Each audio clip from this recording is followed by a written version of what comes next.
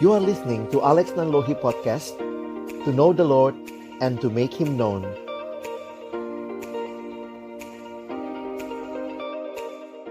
Seperti pepatah yang bilang, tak kenal maka tak sayang, ya baik kami ini moderator yang akan memandu acara diskusi kita pada malam hari ini. Perkenalkan, namaku Thalia Oktaviani, panggilannya Thalia. Aku angkatan 2015 dari kampus Politeknik AK Bogor, jurusan pengolahan limbah industri. Nah, karena tema kita pada malam hari ini tentang relasi ya, info aja sekedar. Jadi saat ini aku sedang menjalin relasi berpacaran. Oke, aku lanjutin ke moderator yang gak kalah kece, satunya lagi, ya Jeremy, teman aku. Silakan dia. Terima kasih buat Kak Thalia. Ya, perkenalkan, nama saya Jeremy Hotman Nainggolan. Saya dari kampus, alumni dari kampus Diploma IPB angkatan tahun 2015.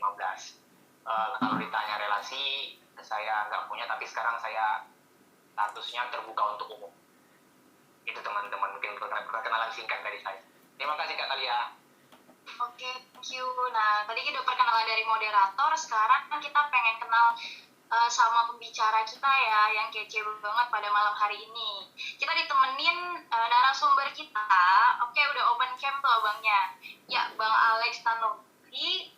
Untuk biodatanya, boleh teman-teman pengurus PMKB di-share. Saya mau bacakan biodata dari Bang Alex Nanlohi. Jadi narasumber kita malam hari ini bernama Alexander Agus Elias Nanlohi, yang lahir di Ujung Pandang 16 Januari 1974. Alamatnya domisili Jakarta, untuk gereja GPIB Kelapa Gading. Nomor HP-nya tertera ya teman-teman. Kalau mau tanya-tanya lebih lanjut kepada Bang Alex, dipersilakan. Untuk pelayanannya saat ini sebagai staf Perkantas Jakarta. Kalau boleh tahu Bang Alex sudah berapa lama ya main di staf Perkantas Jakarta? Saya melayani sejak Februari 98. Ini tahun yang ke-20 sekian. Saya belum sekolah, baru bisa. Ya ketahuan tuanya ya. Bang Alex udah berkeluarga kira-kira Bang? Sudah. Udah berapa puluh tahun Bang berkeluarga? Bulan Maret yang lalu saya dan istri merayakan 10 tahun pernikahan kami. 10 tahun, berarti narasumbernya tepat ya teman-teman ya. Sangat berpengalaman. Pengalaman ya pastinya. Oke, biodata udah kita sampaikan. Apalagi nih Jer, malam hari ini kita mau ngapain ya Jer? Malam hari ini kita mau bahas tentang cinta-cintaan. Ini bahasan klasik sih sebenarnya. Tapi sering kita jatuh di dalamnya. Masalah cinta ya. Jadi teman-teman mungkin gak asing sih dengan yang namanya cinta ya kan. Cinta itu memang indah, bener gak? Yang gak setuju bilang cinta itu indah, aduh mungkin Anda hidup di dunia yang berbeda tuh. Cinta bisa membuat siapa saja lupa. Bahkan sama orang tua juga, kalau kita udah nemukan cinta kita kan, bahkan orang tua juga ditelepon tuh jarang. Kemudian bisa membuat kita, katanya sih biar semangat. Ini alasan yang sangat klasik, biar semangat kayak kuliah, cari pacar gitu. Jadi gitu ya, kayak anak-anak sekolah katanya cari pacar biar makin semangat belajar gitu ya. Setuju.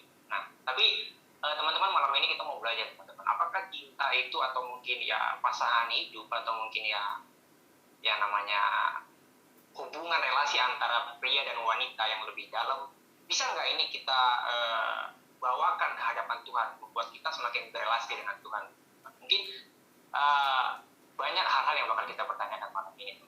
Ya, itu makanya kita undang nih pembicara kita yang super duper luar biasa teman. Ya teman-teman, jadi talk show kita, series Puridan kali ini tuh kita akan ngebahas tema KDRT. Jadi KDRT di sini bukan KDRT yang dalam hal negatif ya teman-teman, tapi KDRT di sini singkatan dari kamu, dia, relasi, dan Tuhan. Jadi kita bakal ngebahas tema hiruk pikuk KDRT bersama bicara atau narasumber kita, Bang Alex Nanlohi. Nah teman-teman, kita bakal bahas 1 jam ke depan. Jadi buat teman-teman yang belum ngajakin teman-temannya yang lain lain, boleh nih, ini kan topik hits ya. Boleh teman-teman share jarkoman yang udah kita pada share ke teman-teman sekalian. Boleh ajakin teman-temannya nih malam minggu kita bahas tentang asik tentang pasangan hidup, tentang cinta-cintaan ya kan. Boleh banget, apalagi sama mungkin yang udah berpasangan, boleh ajakin pasangannya juga biar kita bahas sama-sama malam hari ini sama Bang Alex. Oke, lanjut Bang Jeremy. Ya, jadi walaupun corona ya teman-teman, karena ini malam minggu, ya seharusnya sih kita barengan sama pacar kita ya. Tapi karena ini malam minggu teman-teman, supaya kita tetap berkualitas. Oke teman-teman, undang teman-temannya yang lain coba. Nanti kalau misalnya ada yang mau bertanya, silakan datang aja teman-teman. Boleh langsung on cam, langsung pasti reaction Bang mau tanya gitu teman-teman. Wah, mau panggil pasangan dulu, siap ditunggu pasangannya. Oke. Terima kasih. Balik Bang Alek, kira-kira sehat Bang? Sehat, terima kasih. Puji Tuhan. Oke Bang Alek, mungkin Bang Alek udah akan lah ya dengan topik kayak gini Bang. Mungkin pertanyaan pertama mungkin Bang dari kami terkait dengan KDRT kita doi relasi Tuhan. Nah, sebenarnya Bang, berapa penting sih Bang kita harus mengenali diri kita atau mungkin mengenali orang lain gitu Bang.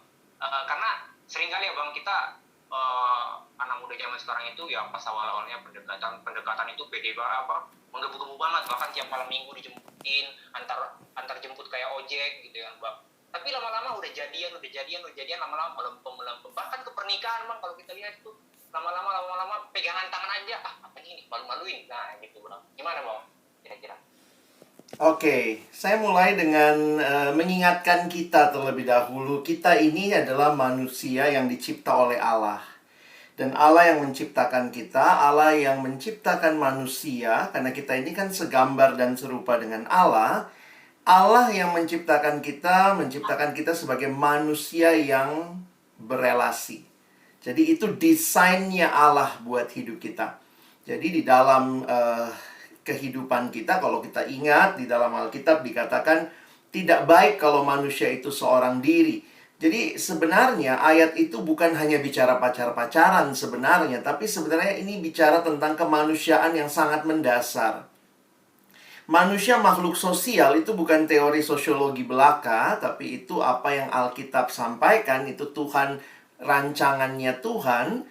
Jadi bayangkan setelah semua dicipta baik, sungguh amat baik di Kejadian 1 dan 2, tiba-tiba Kejadian 2 ayat 18 ada ayat mengatakan tidak baik kalau manusia itu seorang diri saja. Nah, jadi kalau kita lihat bahwa Tuhan menciptakan kita dalam relasi, kita membutuhkan satu sama lain, dan juga Tuhan memberikan mandat bagi kita untuk beranak cucu, bertambah, maka kita melihat bahwa hubungan cinta itu pun sebenarnya ada di dalam rancangannya Tuhan. Nah, itu yang kita nggak boleh lupa. Itu bukan cuma sekadar kita lagi senang, seolah-olah itu perasaan kita belaka. Tetapi kalau betul kita menghayatinya dalam kerangka yang awal tadi, Allah yang menciptakan segalanya, maka hubungan kasih itu pun ada di dalam rancangan Tuhan yang indah. Dan bahkan di dalam 1 Yohanes pasal 4 misalnya, kita pun memahami bahwa Allah adalah kasih. Jadi kalau mau belajar tentang kasih, belajarlah dari Allah. Jadi kita tidak bisa melepaskan diri dari Allah yang berencana, dan Allah yang adalah kasih itu memanggil kita untuk saling mengasihi. Nah, jadi untuk memahami kasih ya bukan belajar dari drama Korea, dari lagu-lagu, dari novel-novel romantis. Belajar dari Allah. Nah, mungkin bagian pertama saya mau tutup dengan sederhananya begini. Kalau kita menikmati kasihnya Allah, maka harusnya itu pun yang akan menolong kita belajar mengasihi satu sama lain. Nah, ini harus diperjuangkan. Kenapa? Karena saya meyakini ya bahwa Allah kita adalah Allah yang menginginkan manusia mengalami pertumbuhan, termasuk di dalam kasih kita, di dalam cinta kita. Makanya kalau tadi misalnya Jeremy tanya, bagaimana tuh bang, awal-awal pacaran kok kayaknya mesra banget, nanti kalau udah menikah kayaknya, mana matamu, lihat sana sini gitu ya. Tapi sebenarnya, ini prinsipnya ya, jatuh cinta itu gampang. Yang sulit itu bangun cinta. Terus membangun cinta. Bagaimana saya dengan istri saya berusaha ya, saya harus membangun cinta kepada dia di dalam kehidupan setelah 10 tahun menikah. Tetap harus dibangun. Bagaimana membangunnya? Komunikasi. Sama lah kayak kita ya. Gimana bangun cinta sama Tuhan ya? Saat teduh nggak kau tiap pagi? Baca Alkitab nggak? Itu kan membangun cinta. Jadi jatuh cinta itu mudah, yang sulit itu membangun cinta. Jadi kalau ada yang mulai pudar cintanya, jangan-jangan sudah lama dia nggak bangun cinta itu. Dan ingat, cinta itu datang dari mana? Kasih itu datang dari Tuhan. Jadi mengasihi Allah akan menolong kita bisa mengasihi sesama lebih baik lagi, tapi butuh perjuangan. Dalam ya Bang ya? Ya. Baru pertanyaan pertama udah dalam gitu ya. Mungkin dari Kak Talia ada yang mau ditanyakan dulu Bang? Kak? Oh Bang. Berubah jadi Bang coba. Oke, thank you ya buat Bang Alex untuk penjelasannya. Jadi kita nih dari yang kayak Bang Alex cinta-cintaan, kita patokannya dari drama Korea ya. Tapi emang kita belajar mencintai itu ya belajar mencintai dari Allah, dari kasihnya Allah gitu. Makanya kita bisa mengasihi sesama kita. Nah Bang, aku pengen nanya Bang, di sana itu saudara-saudara kita tuh ada yang dilarangkan di agama sekarang untuk berpacaran. Jadi nggak ada istilah pacaran di agama mereka. Yang ada itu istilah ta'aruf. Itu katanya ta'aruf ini jadi mereka kenal dalam waktu tertentu gitu. Nah kemudian katanya tanpa pengenalan lebih dalam sudah saling percaya, terus mereka memutuskan untuk menikah. Nah gitu. Terus ada nggak sih Bang sebenarnya istilah pacaran itu sendiri dalam kekristenan, atau ada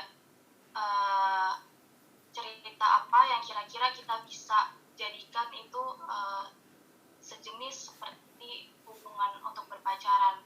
Karena saya pernah baca kisah di Alkitab yang kalau nggak salah itu tidak melalui proses seperti berpacaran, tapi hanya perjodohan aja. Itu contohnya seperti antara Ishak dan Ribka yang langsung dijodohkan sama orang tuanya gitu Bang. Gimana kira-kira kalau menurut Bang Alex? Iya, terima kasih Talia. Ini pertanyaan yang sangat baik, khususnya juga dalam kaitan kita diresponinya oleh saudara-saudara yang sepupu kita seringkali begitu. Apaan tuh pacaran, bikin jatuh dalam dosa, dan seterusnya. Nah, saya melihatnya begini ya, kalau memang ditanya apakah ada pacaran di dalam Alkitab, kita harus dengan tegas mengatakan tidak ada. Kenapa? Karena Alkitab diberikan dalam sebuah budaya, konteks masyarakat Yahudi pada masa itu, dan mereka tidak mengenal pacaran. Dalam budaya mereka, seperti yang Talia tadi kutip, mereka mengenal istilah pertunangan. Jadi dijodohkan begitu ya. Nah mungkin memang ini lebih dekat dengan tanda kutip ta'aruf itu ya, yang saudara-saudara sepupu kita mungkin terapkan. Tapi bagi saya yang menarik adalah kalau kita pelajari apa yang terjadi pada masa itu. Perhatikan ketika Abraham mengutus hambanya untuk mencari jodoh atau mencari pendampingnya Ishak, ingat dia suruh pergi ke rumah sanak saudaranya, keluarganya. Ya itu kalau hitungan apa masih pariban kali itu ya. Jadi harus cari yang dekat. Dan kira-kira kenapa? Saya pikir di dalamnya ada beberapa hal yang berkaitan dengan kriteria, baik itu pengenalan bibit bebet bobot lah, kira-kira seperti itu.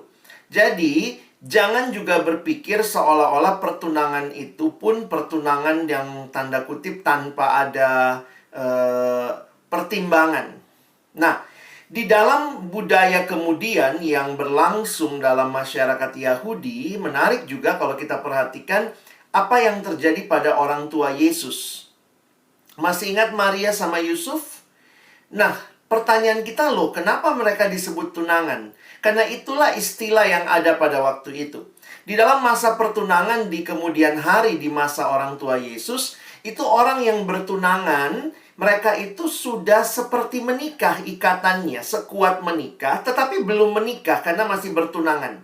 Sehingga kedua pasangan atau kedua orang ini yang bertunangan, mereka baliknya, pulangnya ke rumah masing-masing. Jadi dalam masa, ada yang mengatakan kira-kira 1 tahun, itu masa untuk tanda kutip menguji, mengenal. Jadi di dalam masa itu mereka masih pulang ke rumah keluarga masing-masing. Dan di dalam masa itu mereka harus jaga kekudusan hidup. Makanya waktu Yusuf tahu, kok Maria hamil? Dan dia kemudian berniat menceraikan Maria diam-diam. Tapi malaikat tampak kepadanya dan berkata, Maria hamilnya dari Roh Kudus, jangan kau ceraikan dia. Jadi masa itu yang di dalam budaya mereka, sebelum menikah yang tanda kutip sah, boleh berhubungan badan, dalam arti itu mereka bertunangan. Nah, jadi kalau kita pikir-pikir, sebenarnya prinsipnya yang penting. Bukan sekadar istilahnya. Prinsipnya apa?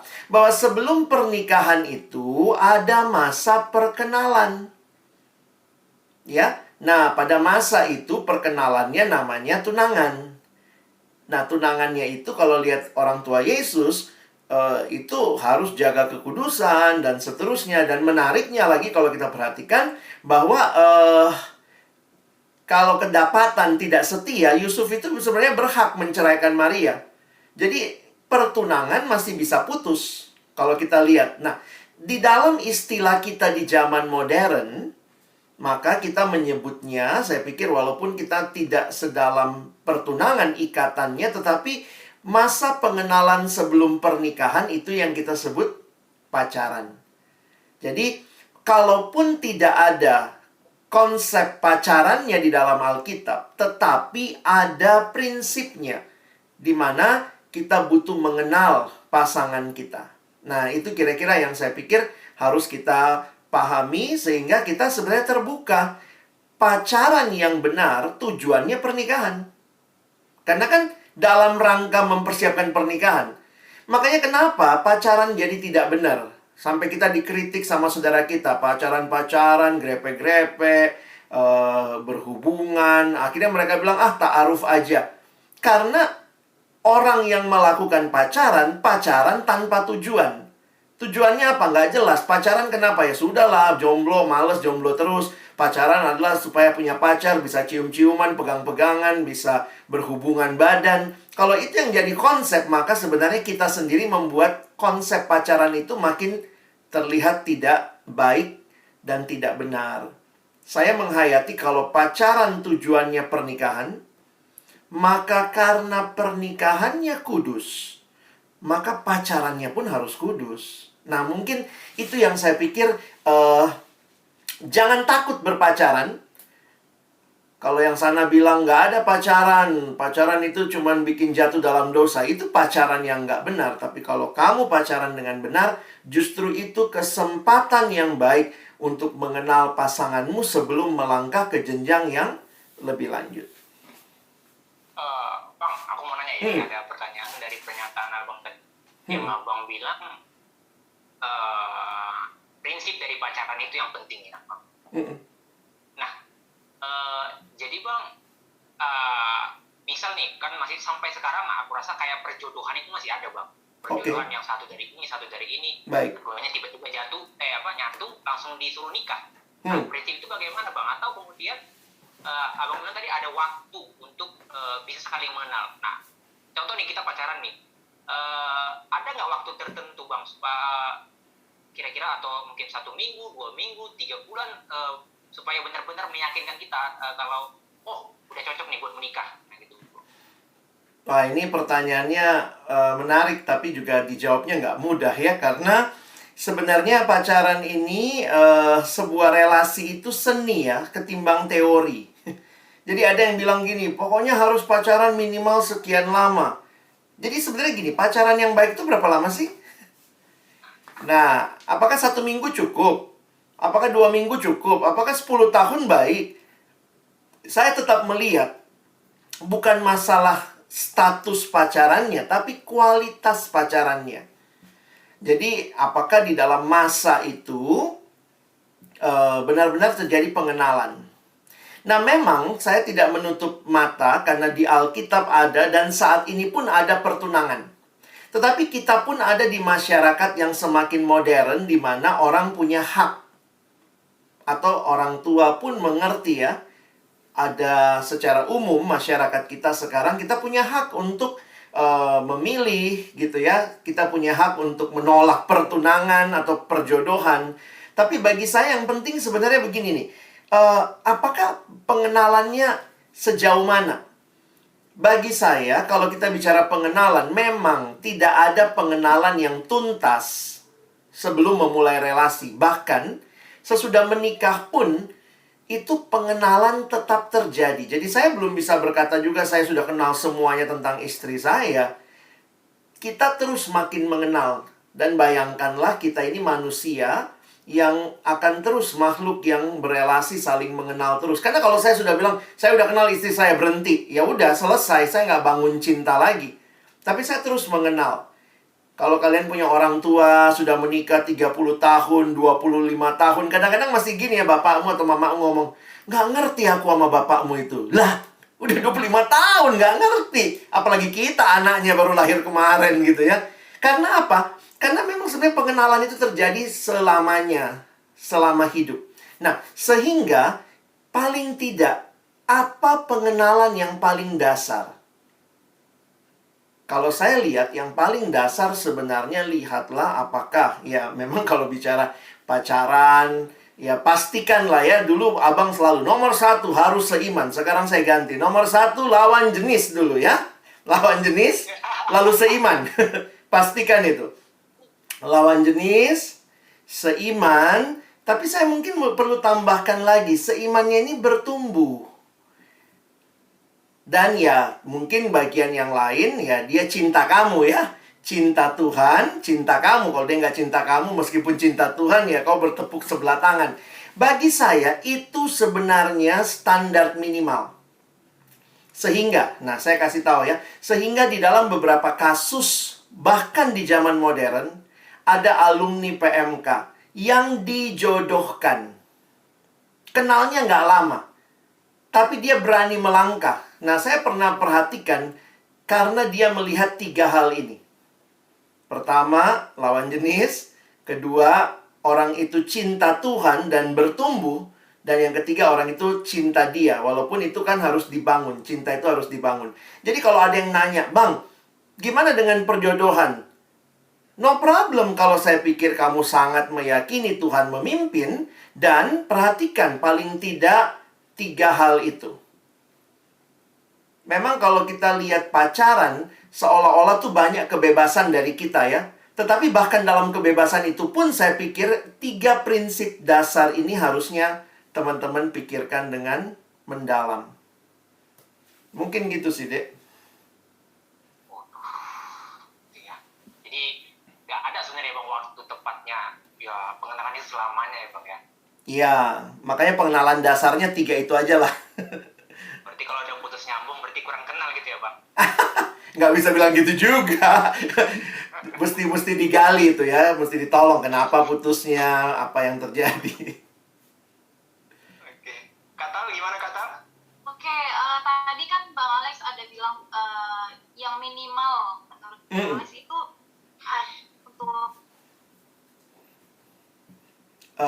Thalia ke-mute tuh mic-nya.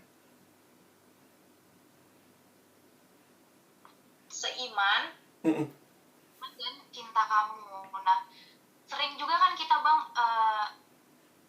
di kalangan Kristiani ini kita sering dengar konsep pasangan yang seimbang atau sepadan. Nah, kalau menurut saya sih ini Ke-mute lagi, Dek. Ke-mute lagi. Otomatis kali ya. itu kali kita lihat orang yang berpacaran malah gak seiman. Mereka kayak excuse gitu. Mungkin untuk tahap pengenalan gak apa-apa. Siapa tahu nanti dia mau ikut, maksudnya ikut kita gitu kan. Malah justru kita mungkin ini kesempatan buat mengenal Tuhan. Dengan demikian kita bisa memberitakan tentang Tuhan sama dia gitu kan. Atau juga apakah sepadan ini tuh harus sama-sama sukunya. Kadang ada juga orang yang kuat di suku gitu kan, mikir kayak contohnya kalau Batak carinya yang Batak, Chinese sama Chinese. Atau mungkin juga profesi, biasanya dokter sama dokter gitu kan, jadi nyambung. Harusnya gitu. dokter sama pasien dong.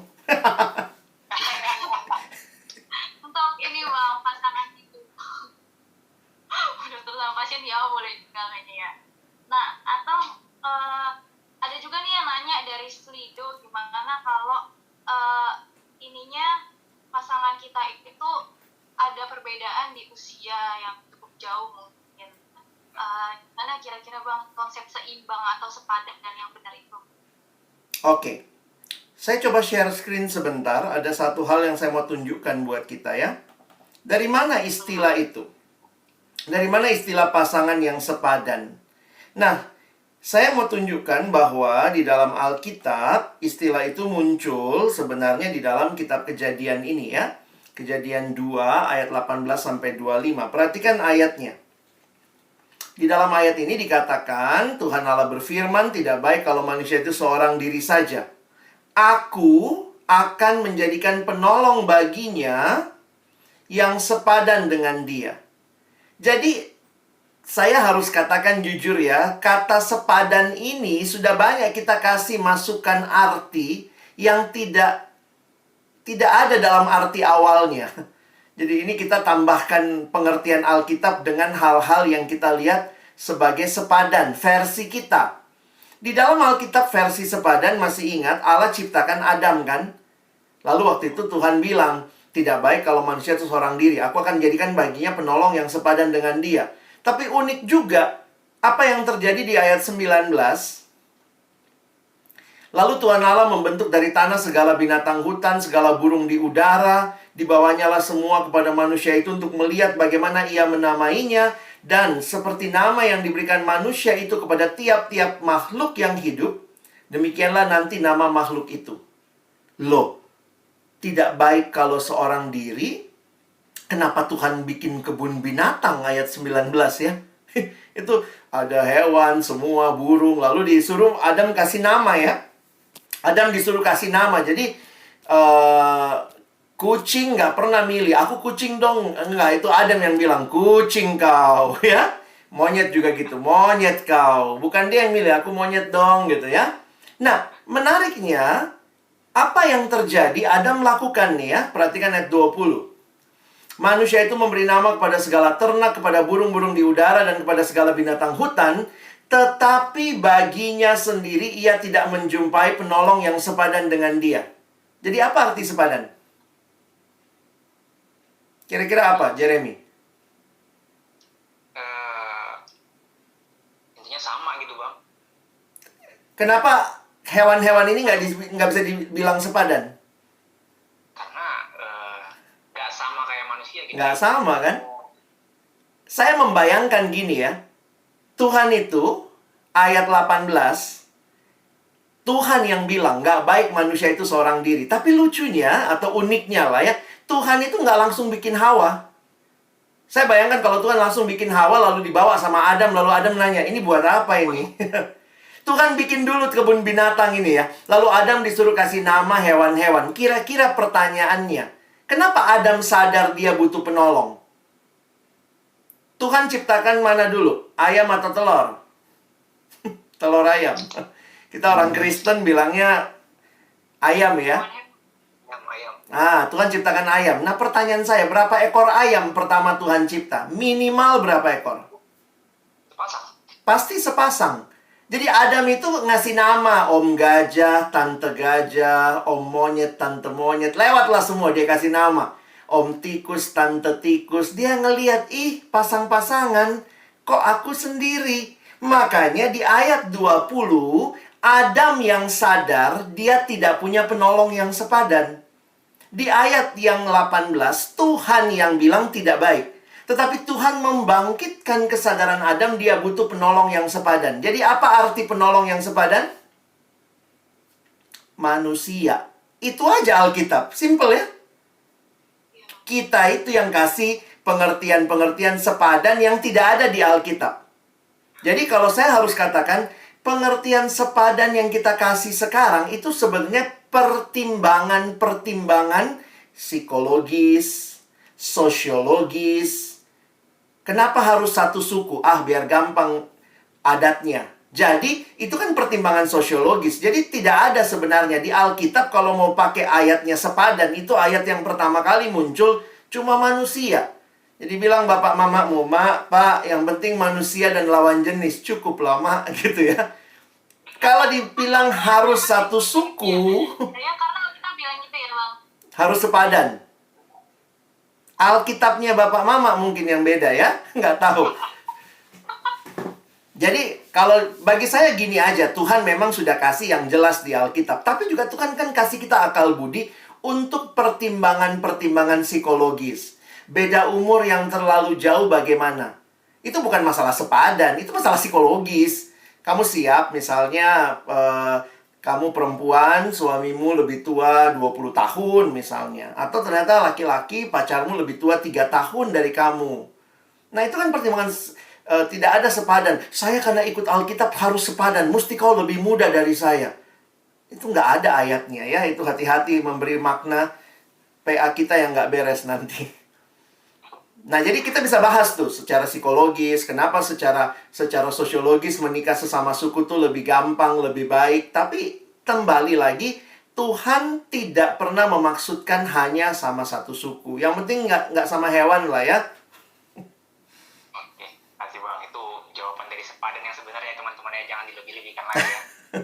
Oke teman-teman, jadi karena kami juga masih bingung mau nanya apa, mungkin dari teman-teman sendiri ada yang tertarik ingin bertanya sesuatu? Kalau ada boleh langsung angkat tangannya, raise hand, boleh langsung on cam. Oke, kalau on cam kayaknya nih, tadi aku lihat-lihat di Slido nih, ada yang relate sama yang barusan Bapak Oke. jelasin. Silakan. Tadi sempat dibilang kalau Allah menciptakan manusia berpasang-pasangan. Kalau misalnya kita memilih untuk tidak menikah seumur hidup, bagaimana ya, Bang? Gimana Bang? Allah menciptakan manusia berpasang-pasangan itu sebenarnya cuma Adam sama Hawa yang benar-benar berpasangan di awalnya. Kemudian dalam realita ke bawahnya, saya tetap melihat bahwa Tuhan menyediakan pasangan bukan berarti Tuhan menciptakan pasti berpasangan. Karena ada yang tidak menikah, itu realita. Ada orang-orang yang di negara tertentu jumlah perempuan lebih banyak dari laki-laki. Di dalam perang-perang yang terjadi misalnya, maka banyak perempuan yang jadi janda karena suaminya meninggal. Jadi realita dalam dunia kita harus melihat, saya rasa tidak terlalu tepat istilah Tuhan menciptakan orang pasti berpasangan. Tidak. Tapi Tuhan menyediakan pasangan, oke lah ya. Dan ada yang Tuhan panggil untuk berpasangan, ada yang tidak. Dan kalau kita ingat Yesus pun manusia yang sempurna, dia tidak menikah. Jadi tidak bisa kita bilang konsep Alkitab semua berpasangan. Harusnya Yesus ada pasangannya dong. Tapi nggak demikian. Jadi jangan melebih-lebihkan lah ya apa yang Alkitab sampaikan. Oke Bang, dapat pandangan baru ya teman-teman ya. Jadi bukan nggak semua berpasangan ya teman-teman ya. Jadi jangan sedih. Mungkin bagi para jomblo yang malam minggu ini hanya di kosan sendiri, jangan sedih. Oke, di sini ada teman kita dari Gabriela Natali nih, ingin bertanya. Mungkin Gabriela boleh on cam dan on mic, boleh langsung sampaikan aja pertanyaannya. Ya, selamat malam, shalom semuanya, shalom Bang. Izin bertanya, mau bertanya tentang dalam memulai suatu hubungan. Jadi, apakah benar dalam memulai suatu hubungan atau PDKT, ya pendekatan, ada yang bilang eksklusivitas seperti kayak jalan berdua atau kayak dating gitu, kayak ngobrol berdua, pergi jalan-jalan gitu ya. Itu tuh kalau sebelum jadian itu salah gitu. Dan kalau mau PDKT tuh kenalnya dari sekelompok orang dulu atau rame-rame gitu. Jadi dalam satu grup misalnya kita kenal si A gitu, kita jadi kenalannya lewat sekelompok grup itu gitu. Soalnya aku menemukan beberapa gereja gitu mengajarkan hal itu sih. Jadi bagaimana menurut kamu? Terima kasih. Baik. Saya langsung jawab. Boleh, Bang. Oke. Di dalam MHB ada bab yang ke-10 yang seringkali ditunggu-tunggu. Dan itu ada pertanyaan ini ya. Lihat di screen ya. Jadi ketika kami memasukkan pertanyaan ini waktu bikin MHB, berilah definisi untuk hal-hal berikut. Maksudnya apa? Kenapa perlu diberi definisi untuk hal-hal berikut? Supaya kita juga jelas kita sedang dalam tahap apa. Mungkin kalau saya pribadi tidak sekaku itu ya. Saya nggak tahu kalau itu jadi aturan gereja harus melewati proses. Tapi paling tidak untuk generasi teman-teman, saya pikir harus jelas kita dalam tahapan apa. Kalian ada di sebuah generasi, saya bilang kalian karena kita memang jujur beda generasi ya. Sekarang ini banyak yang suka relasi kedekatan, tidak mau komitmen. Jadi makanya caranya kita menolong untuk memberikan definisi ini penting.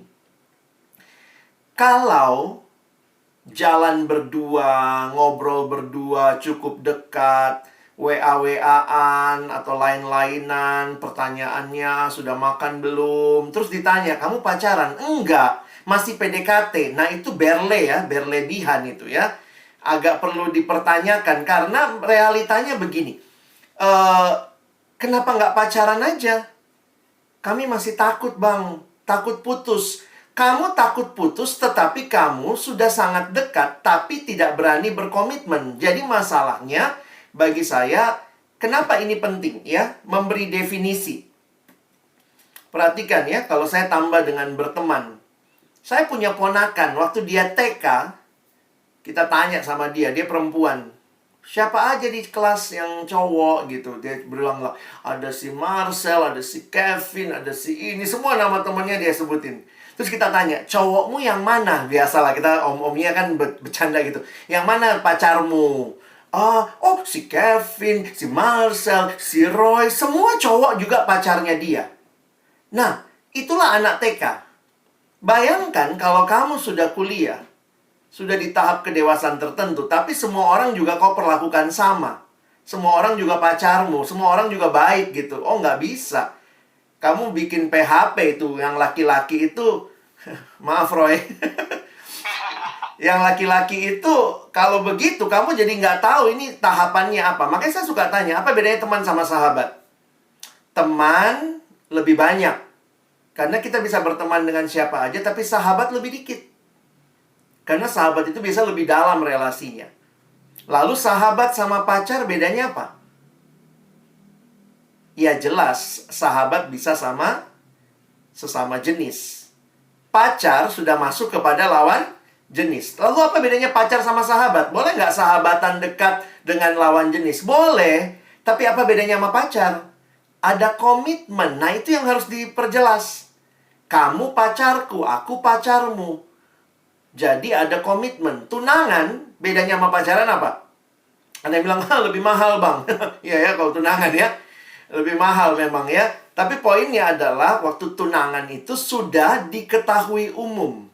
Komitmennya. Sebelum pernikahan.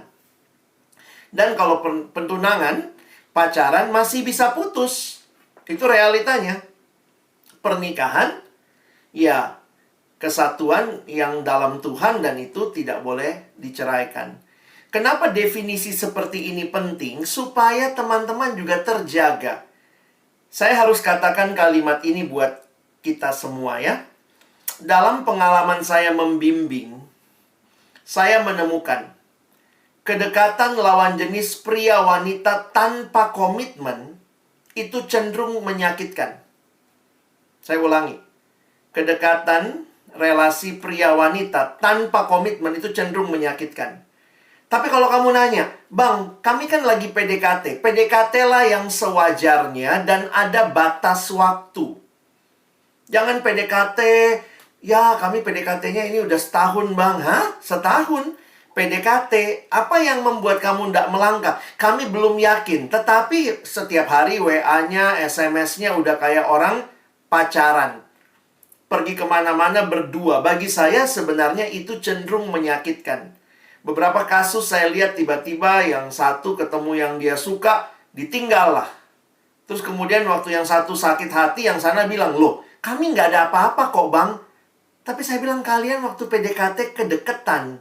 Dan waktu kamu putus, atau kamu jadian sama orang lain, yang sana tersakiti. Nah itu nggak benar, nggak baik gitu. Jadi saya harus katakan, PDKT lah yang sewajarnya. Jujur abang nggak bisa kasih batasannya, kamu yang paling tahu. Kalau masih PDKT, tidak jadi. Wajar nggak? Wajar dong, karena itu masih PDKT kok. Tapi kalau sudah sakitnya dalam banget, karena PDKT-nya mungkin terlalu, wah, dikejar, ke kosan ditungguin, tiap hari nganter. Dan saya harus jujur juga bilang ya, cowok-cowok PMK, cowok-cowok persekutuan ini kadang-kadang suka jadi cowok yang baik sama semua cewek. Jangan kau pikir kau jadi hero ya. Itu nggak boleh. Batasin. Kalau tidak nanti kamu cuma terkenal cowok baik, tapi sebenarnya banyak orang sakit hati sama kamu. Jadi ada yang ulang tahun, semua cewek dikasih kado, dikasih hadiah. Perempuan itu juga manusia yang punya perasaan, diperhatikan, itu akan jadi, itu pasti punya perasaan lah. Saya kasih contoh ya. Saya pergi ke satu daerah, terus kemudian ada anak perempuan yang nanya, bang, gimana bang? Dia tiap hari jemput aku. Dia tiap hari jemput aku nih. Ada satu cewek pengurus dijemput sama ketuanya. Ketuanya selalu jemput ya, lewat kosannya, lalu kemudian pergi ke kampus. Jadi tiap hari jemput, tiap hari jemput. Nah, cewek ini nanya, cowok ini suka nggak sih bang sama aku?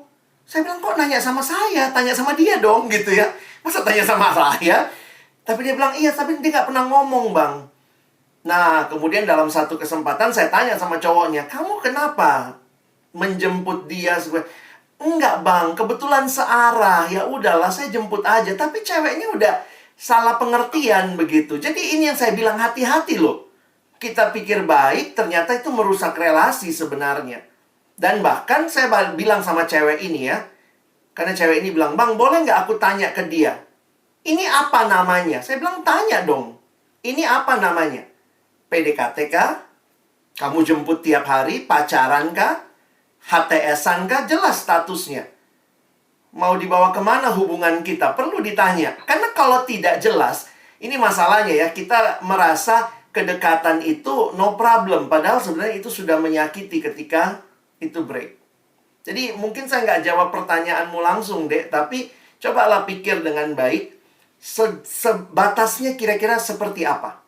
Dan saya pikir harusnya persekutuan menolong kita juga punya kebiasaan yang baik ketika kita memulai relasi seperti itu. Iya. Ya, hati ya teman-teman sama ghosting ya teman-teman ya. Terima kasih bang. Iya, sama-sama. Dia yang ghosting bilangnya apa? Gue nggak pacaran sama dia kok bang. Ya mau salahin apa juga. Tapi ceweknya udah ngerasa. Ya balik ke cewek tadi ya. Saya bilang tanya sama cowok itu. Nanyanya gimana bang? Ya tanya kayak apa, mesti bayar kayak, mana tahu dia Gojek tiap hari jemput kamu. Jadi jangan menikmati kebaikan tanpa kejelasan. Kalau perlu tanya, ini apa? Karena kalau tidak, nanti kamu sudah kejauhan mikirnya. Karena cewek tuh kalau suka, apapun tindakan orang itu ditafsirkan. Dia kemarin ngasih aku kado bang. Terus saya tanya sama cowok itu. Ini pernah saya tanya ya, ada satu cowok baik ya. Cowok baik yang merusak banyak relasi.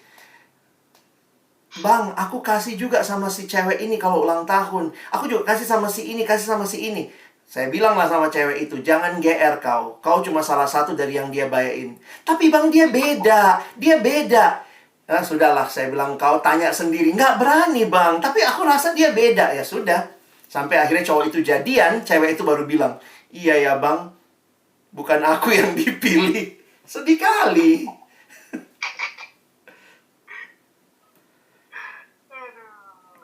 Kadang-kadang tuh ada juga ya bang, saya pernah dengar juga istilah cowok itu kadang kayak sebar benih gitu, nanti mana yang kira-kira Jeremy nggak setuju ya? Gak setuju bang. kalau itu kan setuju. Tapi itu terjadi, Talia, benar. Beberapa cowok yang masuk persekutuan tapi kemudian konsepnya masih duniawi. Nah, buat saya pribadi itu bukan masalah benar salah sih ya. Karena sebenarnya tidak ada prinsip benar salah. Saya melihatnya itu prinsip etika. Etika itu masalah kesopanan ya. Ada cowok modelnya tebar benih itu namanya TP, tebar pesona ya. Jadi dia koleksi, dia koleksi lalu kemudian habis itu dia seleksi katanya, sehingga bisa bisa mendekati 3 cewek dengan intensitas, kualitas dan isi WA yang sama. Nanti dia lihat yang mana yang respon. Jadi itu sebenarnya itu cowok-cowok desperate ya. Cowok nggak punya harapan itu. 3 cewek dia dekati dengan cara yang sama. Bagi saya yang logis, yang baik, yang etikanya ada, satu dulu. Dekatin, tuntas, tidak ada, move on. Baru dekatin yang lain. Jadi hati-hati kalau kita kayak orang ketakutan nggak dapat jodoh, jadinya semua kita sebar gitu ya. Itu menunjukkan kamu nggak percaya juga sama Tuhan. Thank you, Bang. Nah, terkait yang ketakutan nggak dapat jodoh ini loh, Bang. Dilihat-lihat kan biasanya cewek-cewek ini kebanyakan, atau bukan kebanyakan malah, budayanya itu kan cewek itu menunggu ya, Bang. Dan cowok itu biasanya yang aktif mencari, yang kayak tadi kita bilang kayak sebar benih lah, sebar proposal apa. Nah, sebenarnya itu konsep yang benar itu gimana sih, Bang? Seharusnya memang kita dari pihak perempuan, pihak laki-laki yang aktif mencari pasangan, atau kita menunggu waktu dari Allah untuk mempertemukan kita dengan si dia gitu? Saya melihat satu-satunya yang tidak bingung memilih itu cuma Adam. Ya, karena cuma Hawa yang ada waktu itu ya, yang lain tuh hewan ya. Kalau Adam tuh jelas. Tapi semua kita selain Adam itu harus memilih. Selain Adam dan Hawa kita harus memilih. Maksudnya apa? Saya mengingatkan buat teman-teman begini ya.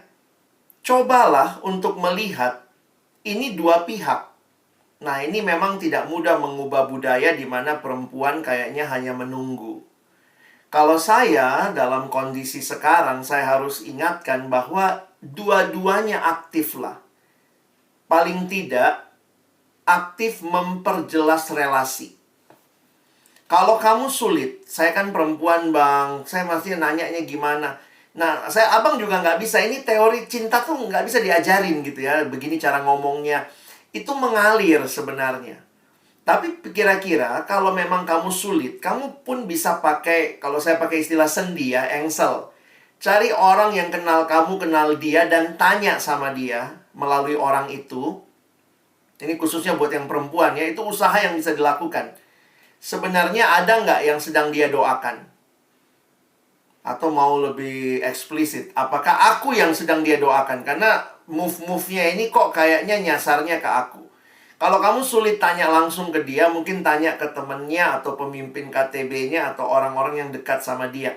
Karena bagi saya, udah waktunya juga lah. Perempuan juga nggak boleh dong dimainkan begitu gitu ya. Saya nggak setuju itu ya.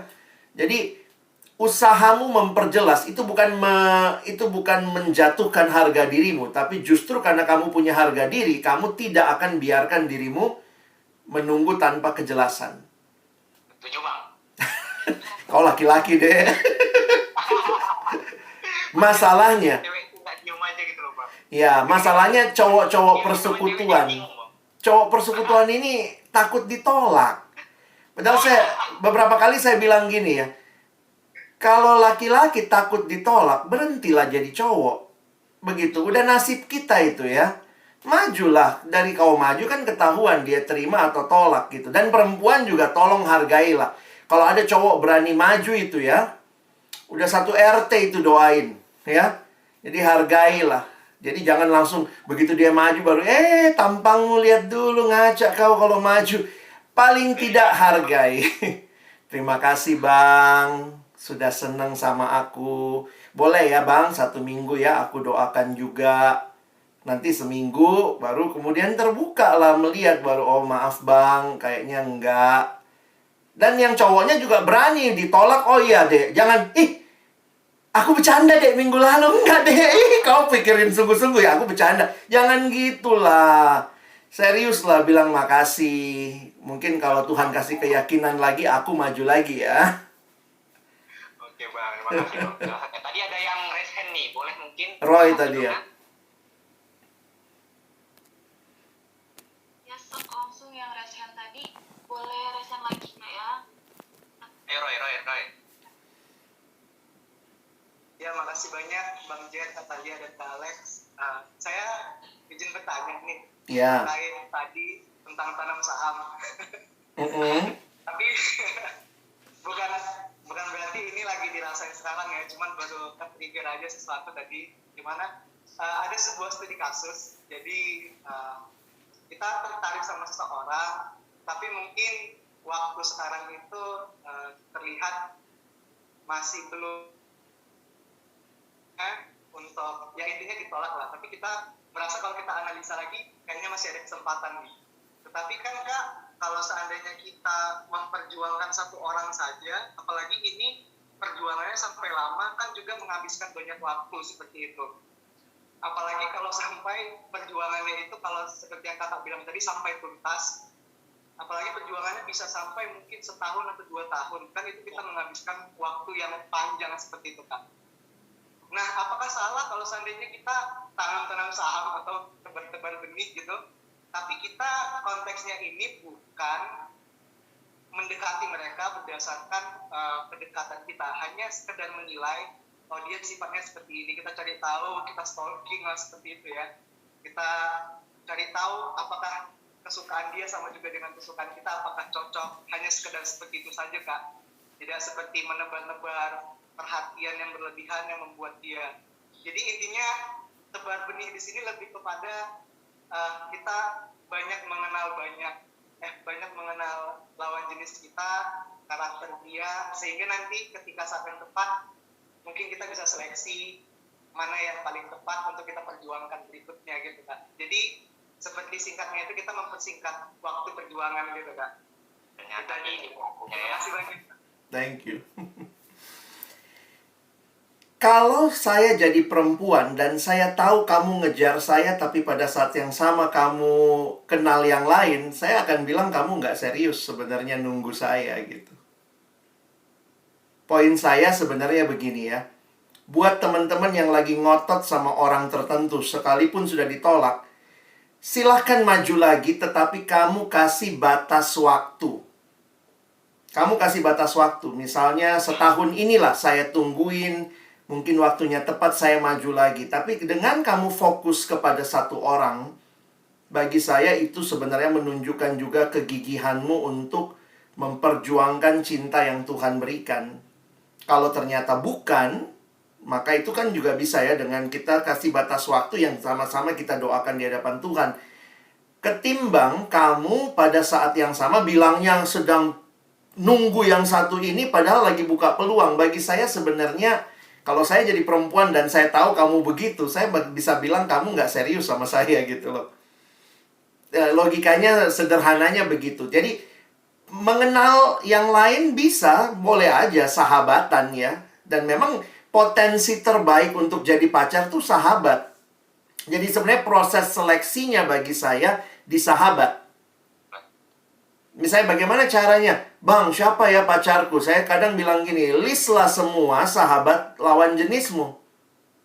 List aja kan anak PMK. Si Jeremy, si Roy, si ini yang masih single. List aja. Habis kau list nanti lihat-lihat lah. Tuhan mana yang kiranya pas gitu ya. Berikan kami kesempatan untuk kenal lebih dekat begitu. Bisa aja. Tapi kalau sudah misalnya ya, udah memutuskan hanya dia yang didekati, tapi kemudian ditolak, lalu kemudian sambil mendekati dia lagi, yang lain kita buka kesempatan kayaknya untuk proses itu, bagi saya masih, buat saya pribadi ya, masih kurang etis bagi saya. Jadi kalau mau bilang aja bersahabat, ya sahabat aja, nggak usah bilang seleksi tebar benih. Kamu memang sedang bersahabat dan itu sebenarnya potensial calon pacar.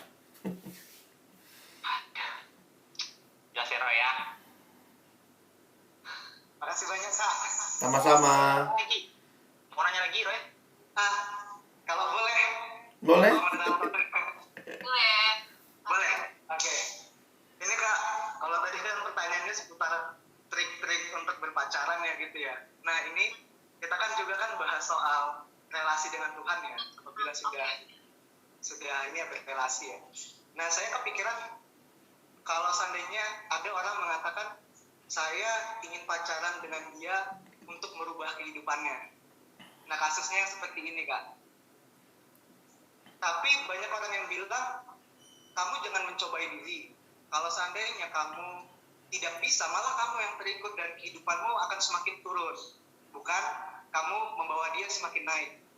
Tetapi saya kepikiran juga Kak, jadi untuk orang-orang yang seperti itu yang mungkin dari segi karakter dia kurang baik, apakah mereka akan seperti itu saja? Apakah orang-orang seperti itu hanya akan mendapatkan pasangan yang tidak baik juga, sama seperti dia Kak seratanya seperti itu?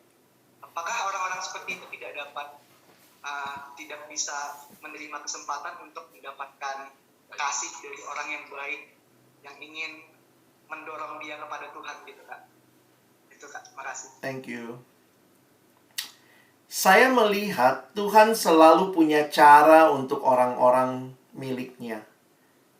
Tapi di sisi yang lain, jangan korbankan prinsip kebenaran yang kamu pegang demi mengubah orang lain yang notabene kamu sendiri sadar bisa jadi kamu yang ditarik ke sana.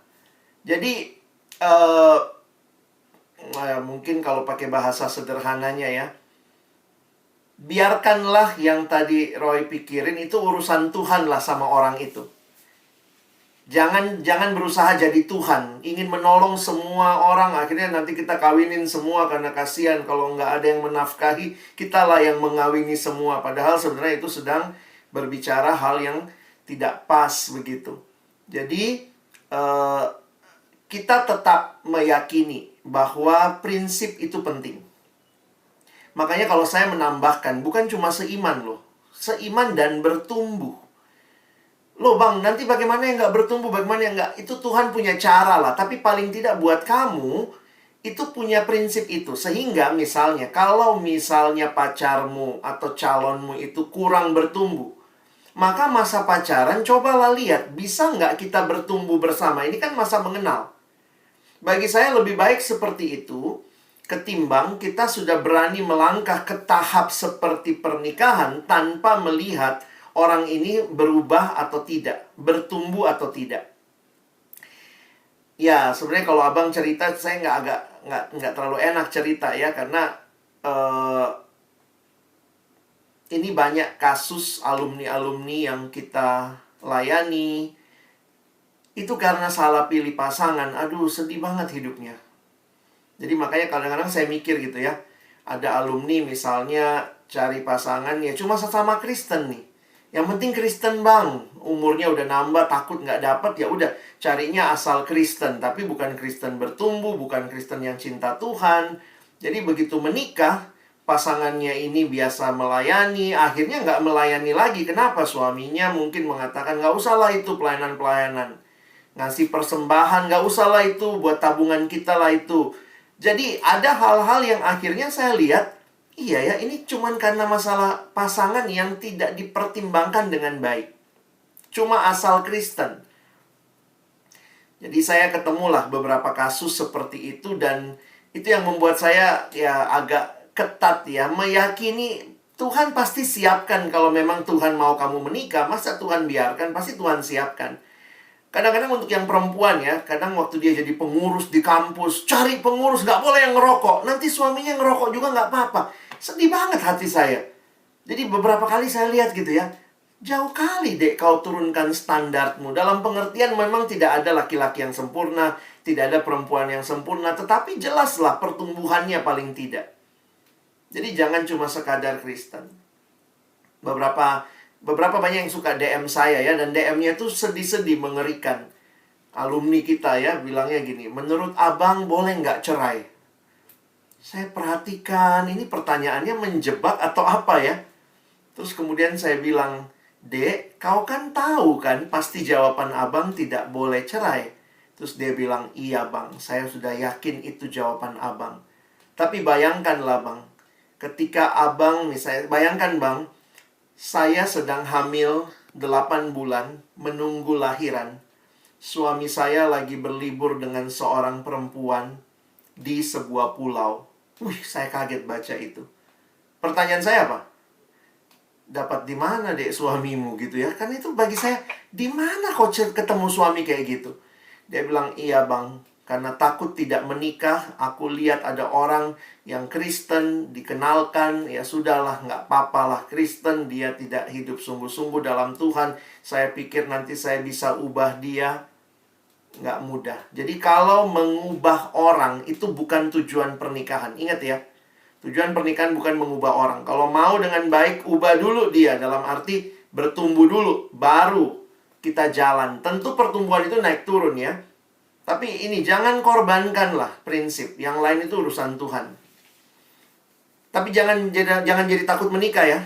Masih banyak pula Abang punya cerita-cerita indah pernikahan ya. Tapi yang sedih juga banyak. Hampir tiap bulan ada aja yang masuk dan sharing, dan itu sedih-sedih semua. Tapi yang mungkin kalau dia happy, dia nggak terlalu banyak cerita ya. Yang sedih aja yang datang. Ya, terima kasih Kak. Iya. Bang. Oke, makasih banget untuk jawaban-jawabannya dari setiap pertanyaan. Terus mau nanya lagi Bang, jadi terkait yang tadi ada isu jadi cerai, jadi putus, mungkin beberapa alasannya kebanyakan orang itu karena banyak ketidakcocokan, terus ternyata belum kenal satu sama lain, terus kecewa satu dengan yang lain. Terkait yang ketidakcocokan ini Bang, sebenarnya pernah lihat juga di postingan Bang Alex itu ada ungkapan yang pernah Abang bilang kalau dalam berpacaran itu tidak selalu perbedaan adalah alasan untuk berpisah, dan tidak selalu juga persamaan adalah alasan untuk tetap bertahan.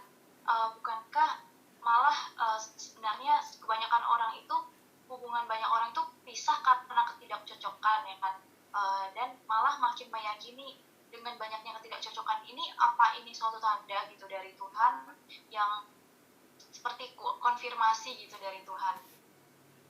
Apa pernyataan Abang ini maksudnya kayak agak kontradiksi gitu dengan gimana realita yang sedang kita hadapi gitu Bang? Baik. Saya boleh share screen sebentar? Oke Bang, boleh Bang. Ada beberapa mitos tentang pernikahan. Kan pacaran kita kan tujuannya menikah. Jadi ya kita pelajari sedikit lah. Mitos pertama tuh ini, saya akan bahagia jika saya menikah. Teman-teman, bahagia itu bukan karena pernikahan. Bahagia itu karena kamu di dalam Yesus. Jadi yang jomblo bisa bahagia nggak? Oh bisa, ketika kamu di dalam Yesus. Sementara yang menikah, bisa bahagia nggak? Bisa nggak bahagia? Oh bisa kalau nggak dalam Yesus. Makanya Abang suka ngomong gini ya. Kalau pernikahan bikin bahagia, dari TK saya suruh kau menikah, biar bahagia kau. Tapi karena yang bikin bahagia itu adalah Kristus, maka kita PI sama kamu. Sejak kamu TK, kamu masuk kuliah, masuk SMA, kita selalu memberitakan Yesus. Karena hanya dalam Yesus ada kebahagiaan. Jangan kita ganti seolah-olah kebahagiaan itu karena pernikahan. Perhatikan kalimat ini. Kalau jomblo saja engkau tidak bahagia, maka jangan harap ketika menikah engkau bahagia. Mustahil. Ya, pasangan hidup bukan untuk membahagiakan kita, bukan untuk melengkapi kita, tetapi hanya Tuhan yang bisa membahagiakan kita. Nah, jadi ini mitos pertama yang saya pikir seringkali orang salah paham juga. Nah, yang kedua, mitos ini yang mungkin ada kaitannya. Memang ada banyak kontradiksi, makanya saya pakai, sebenarnya kalimat saya itu meresponi sebuah peristiwa sih ya. Apa sih yang bikin orang ini berpisah? Kalau dia bertahan, kenapa begitu? Nah, saya tulisnya begini ya. Ini mitos tentang pernikahan. Cari pasangan hidup yang cocok. Teman-teman, kita tuh nggak ada yang cocok. Nggak ada. Timothy Keller dalam bukunya Pernikahan, Marriage, sudah diterjemahkan juga itu buku bahan KTB Pasutri kami. Dia ngomong, you never married the right person. Kamu nggak pernah menikahi orang yang cocok. Jadi kalau kita pikir cocok itu maka kita bahagia. Nah, perhatikan kalimat ini ya. Kalau kita pikir kalau dapat pasangan yang cocok kita akan bahagia, ingat, satu-satunya kecocokan kita adalah sama-sama manusia berdosa. Itu yang paling cocok lah kitanya ya. Nah, bagi saya akhirnya teman-teman harus menemukan alasan selain kecocokan. Dan memang bagi kita yang di dalam Tuhan, yang bikin kita bersatu itu bukan kecocokan kita, tetapi Tuhan. Kalaupun ada kecocokan, sebenarnya itu tanda kutip menguatkan relasi. Kalaupun ada perbedaan, tapi karena kita di dalam Tuhan, kita melihat itu bukan hal yang harus memisahkan kita. Jadi, memang gimana ya? Ini ada tension di situ. Bahwa kalau kita cocok, pasti langgeng? Nggak juga. Ini masalahnya adalah bagaimana mengelola perbedaan dengan baik. Bagi saya justru itu keindahannya. Makanya banyak orang yang saya perhatikan dalam pernikahan ya. Saya pun juga merasa masih muda lah ya dalam pernikahan 10 tahun. Ada teman-teman yang, iya ya, itu tuh jelas-jelas yang satu sangat ekstrovert, yang satu introvert. Tapi mereka bisa mengelola ya ketidakcocokan atau perbedaan ini. Saya nggak bilang ketidakcocokan ya, perbedaan. Jadi sadarilah, pernikahan itu kita tidak menikahi orang yang sama atau yang cocok. Kalau kamu mau menikah dengan yang cocok, mau pacaran dengan yang benar-benar cocok sama dirimu, nikahilah pikiranmu sendiri. Itu yang paling cocok sama dirimu. Saya pun sampai hari ini belajar menerima perbedaan dengan istri saya dan demikian juga dengan dia. Jadi kalau punya kecocokan, puji Tuhan. Ya kita sama-sama suka bola bang, ngomongnya nyambung, puji Tuhan.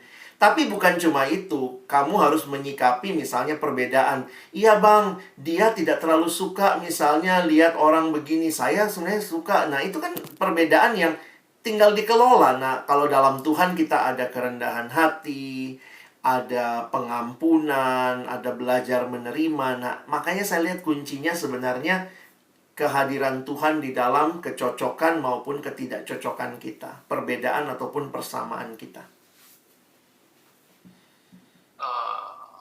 Mengenai kecocokan, Bang, aku jadi mau nanya gini, Bang. Gimana cara kita tahu kalau ini nih orang yang dari Tuhan gitu?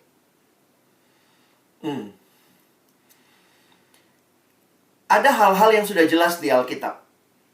Jadi kalau kita lihat di Alkitab sudah jelas ya, nggak usah kita tanya-tanya lagi lah ya. Lawan jenis itu kan udah jelas. Jadi kalau ada laki-laki sama laki-laki, aduh dia dari Tuhan nggak ya, nggak usah ditanya gitu ya. Habis waktumu bergumul untuk hal yang nggak penting. Nah, yang mungkin perlu digumulkan, yang kadang-kadang saya lihat juga, Tuhan kasih hikmat. Teman-teman ingat, Tuhan memimpin itu dengan memberikan juga hikmat. Ada Tuhan kasih firman kan, jelas ya, Tuhan pimpin lewat firman, Tuhan kasih kita hikmat menilai situasi. Sehingga misalnya ada teman-teman yang ngomong, iya bang, saya sudah berjuang sama dia tapi berantem terus. Abang bilang kan harus mengelola ketidakcocokan, tapi kami udah upayakan, kami berantem terus. Maka saya juga sarannya putus. Kalau menikah nggak bisa ya. Tapi kalau masih pacaran, ya mungkin, apalagi kalau itu sudah saling menyakiti, ya lebih baik selesai. Nah, ada satu patokan yang biasanya saya bagikan. Mungkin ini bisa saya bagikan sebentar ya dengan share screen ya. Jadi kalau orang nanya, bang, gimana sebenarnya ya pacaran Kristen itu? Bagaimana sih kita memilih pacar gitu ya? Apa yang perlu dipertimbangkan? Nah, saya bikin aspek-aspek ini. Nah, teman-teman bisa perhatikan. Di dalam aspek ini, kalian lihat ya. Abang menuliskan beberapa pertimbangan. Nah, di dalam setiap generasi, ada pertimbangan yang sangat dijunjung tinggi. Teman-teman ada di generasi chemistry nih. Kita nggak bisa tutup mata. Ini generasi yang sangat menekankan perasaan chemistry. Tetapi bagi saya itu bukan satu-satunya. Jadi kalau tadi Jeremy tanya, dari mana saya tahu dia dari Tuhan?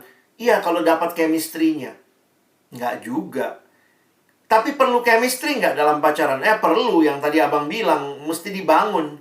Tetapi ternyata pernikahan itu tidak dipertahankan dengan chemistry saja. Kita butuh komitmen dalam pernikahan. Karena waktu menikah, hari ini kita perasaannya lagi menggebu-gebu sama pasangan kita. Besok dia kentut, bau dikit, kita marah. Hilang chemistry-nya. Kalau gara-gara itu putus, cerai, masa tiap kali kentut cerai, gitu ya? Yang mempertahankan pernikahan itu apa? Bukan chemistry, tapi komitmen. Nah, jadi teman-teman bisa perhatikan nih, kalau kita lagi mencari pacar gitu ya, lihat, perasaannya dapat nggak? Tapi ingat, perasaan bukan segala-galanya. Karakternya dapat nggak? Maksudnya karakternya cukup baik ya. Kelihatan lah dia orang yang mau berubah, mau bertumbuh. Secara akal sehat pakai otakmu. Kadang-kadang memang kalau cinta bikin orang otaknya nggak jalan katanya ya. Coba lihat, dengar nasihat, tanya sama orang-orang yang kenal kamu, kenal dia. Saya waktu mau pacaran, saya tanya sama anak kelompok kecil saya. Karena anak kelompok kecil saya kan makin bertumbuh jadi PKK juga, jadi teman. Saya bilang, sepengenalanmu sama aku, dan dia waktu itu kenal juga gitu ya sama pasangan saya. Menurut kamu gimana? Nah, dia kasih pertimbangan tuh. Nah, saya mesti mikir, jangan karena suka nggak mau dengar pertimbangan. Nah, tapi yang keempat, nah ini yang kadang-kadang orang abaikan, adalah pengenalan akan Tuhan dan pertumbuhan rohaninya bagaimana. Nah, abang kasih contoh. Ada anak pergi KKN. Di KKN di kampung 2 bulan di sana, ketemunya orang itu terus, jadian mereka. Bukan jadian sih ya, meraih PDKT. Dia bilang, bang, aku dapat banget bang chemistry-nya sama dia. Lalu anaknya juga karakternya baik bang. Menurut abang bagaimana? Saya ditanya begitu, saya bilang, ya bagus lah dek. Kamu kan pengurus, ya udahlah, jadian lah. Terus dia bilang, ih bang, tapi dia bukan anak Tuhan. Hah? Jadi lihat ya, kedekatan lokasi itu bisa membuat cinta tumbuh loh. Dan ketika itu tumbuh, orang kadang berpikir, yang penting chemistry-nya. Yang penting dia anaknya baik, tapi lupa dia bukan anak Tuhan. Jadi memang nggak bisa kita cuma melihat satu sisi ya. Nah, saya kasih contoh yang ekstrim satunya lagi. Dalam satu pengalaman, ada anak cewek datang sama saya dan dia cerita bagaimana dia di KDRT dalam pacaran oleh pacarnya. Ini KDRT beneran. KDRT kan dalam rumah tangga ya. Kekerasan dalam pacaran. Cewek ini pernah ditendang, pernah dijatuhin dari motor. Dia tunjukin SMS-nya cowoknya kalau marah-marah maki-maki dia pakai nama hewan. Saya sampai bingung gitu ya waktu cewek ini datang. Terus saya tanya, cowokmu mau konseling nggak? Karena kan mereka berpikir untuk lanjut ke pernikahan. Cowokmu mau konseling nggak? Mau ditolong nggak? Karena ini masalah emosinya luar biasa ngeri ini. Ya susah bang, dia nggak mau, dia tertutup, dia malu katanya. Bapaknya juga kayak gitu. Jadi memang biasa orang rumahnya emosional. Tapi saya bilang ini udah nggak beres. Kamu diginiin di pacaran, nanti menikah kamu KDRT loh. Jadi saran abang apa buat aku? Ya jujur ya dek, saranku putus loh dek. Pertimbangkanlah untuk melanjutkan relasi. Nah teman-teman dengar ya, jawabannya apa? Tapi kan dia jawaban doa bang. Waduh, saya waktu itu marah juga ya. Kadang-kadang kita berpikir atau kita menggumulkan pasangan kita waktu mau jadian, doa, puasa. Tapi waktu menjalani pacaran, terus bertanya harusnya. Bagi saya selama menjalani pacaran masih mungkin putus. Terus tanya sama Tuhan, meskipun dia jawaban doa di awal, di akhir kamu ditendang-tendang, ngapain? Jadi jangan berdasarkan alasan rohani kamu mengabaikan akal sehat. Saya bilang, kamu ada perasaan sayang nggak sama dia? Ya, kadang-kadang hilang sih bang. Apalagi kalau dia giniin aku kesel banget bang. Gue udah nggak ada chemistry. Tapi, kenapa? Alasannya ini kan jawaban doa. Oh, hati-hati, jangan begitu. Selama pacaran masih bisa putus. Kalau udah menikah, soalnya udah nggak bisa ya. Jadi, pertimbangkan dengan baik. Jangan cuma satu aspek, tapi saya harap semuanya. Mungkin itu.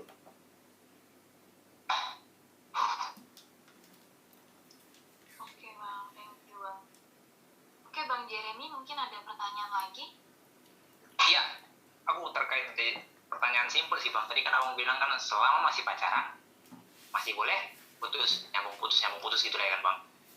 Bukan berarti disarankan untuk putus ya.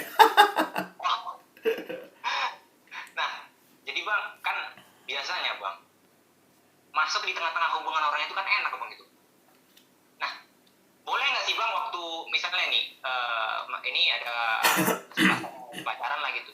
Boleh nggak sih Bang kita jadi tuang tikung gitu?